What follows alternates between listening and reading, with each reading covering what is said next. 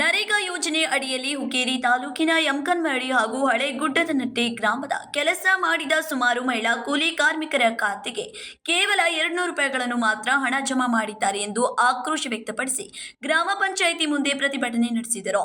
ಈ ಹಿಂದೆ ಕೆಲಸ ಹೆಸರು ಇರುವ ಸ್ಥಳದಲ್ಲಿ ಕೆಲಸ ಮಾಡಿಸದೆ ಸರ್ಕಾರಿ ಪದವಿ ಪೂರ್ವ ಮಹಾವಿದ್ಯಾಲಯದ ಆವರಣದಲ್ಲಿ ಕೆಲಸ ಮಾಡಿಸಿದ್ದಾರೆ ಎಂದು ಬಿಎಫ್ಟಿ ಸಿಬ್ಬಂದಿ ಪರಶುರಾಮ್ ಮಗ್ದುಂ ವಿರುದ್ಧ ಆರೋಪಿಸಿದರು.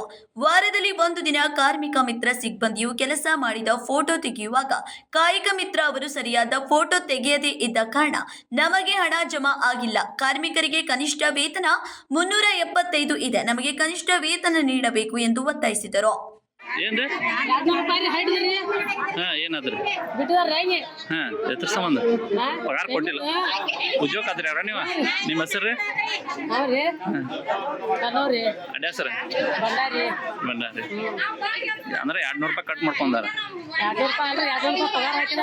ಒಟ್ಟ ದಿವ್ಸಿಗೆ ನಿಮಗೆ ಎಷ್ಟು ಬರ್ಬೇಕಾಗಿತ್ತು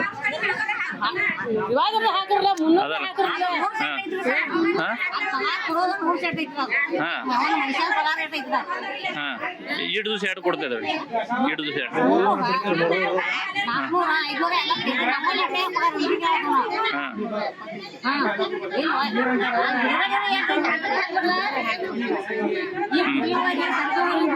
ಎರಡು ದಿವಸದಿಂದ ಕಟ್ ಮಾಡಿದಾರೆ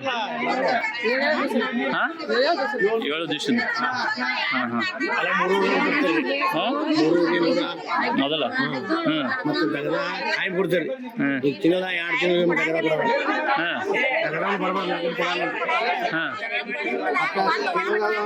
ಈಗ ಪಗಾರ ಎಟ್ಟಕ್ಕೆ ಯಾರು ನಿಮ್ಗೆ ನಿಮ್ಮ ಪಗಾರ ಎಟ್ಟಕ್ಕೆ ಯಾರು 300 ಒಳಗೆ ಆಗ್ತಾರೆ.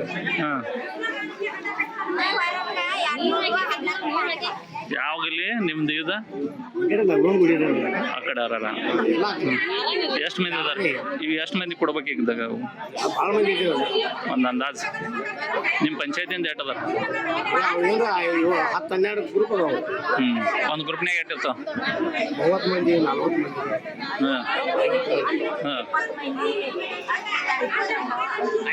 ಈಗ 200 ರೂಪಾಯಿ ಎಷ್ಟು ಕೊಡ್ಬೇಕು ನಿಮ್ಗೆ ರೊಕ್ಕ 200 ರೂಪಾಯಿ ಎಷ್ಟು ಕೊಡ್ಬೇಕು ಒಂದು ಮನುಷ್ಯಾಗ ನೀವು 2 ದಿವಸ ದುಡ್ದು ನಿಮ್ಗೆ ಗೊತ್ತಿರಂಗಿಲ್ಲ ಅದು ಬೇಕಲ್ಲ ಹೌದಲ್ರಿ ನಮಗೆ ನಿಮ್ಮ ಖಾತೆಗೆ ಎಷ್ಟು ಬರ್ಬೇಕಂತ ನಿಮ್ಗೆ ನೆನಪು ಇರ್ಬೇಕಲ್ಲ ಹೌದಲ್ರಿ ದುಡಿದ್ರೂ ನಮ್ಮ ಖಾತೆಗೆ ರೊಕ್ಕ ಎಷ್ಟು ಬರ್ಬೇಕು ಮತ್ತೆ ಅಷ್ಟು ತಿಳ್ಕೊಬೇಕಲ್ಲ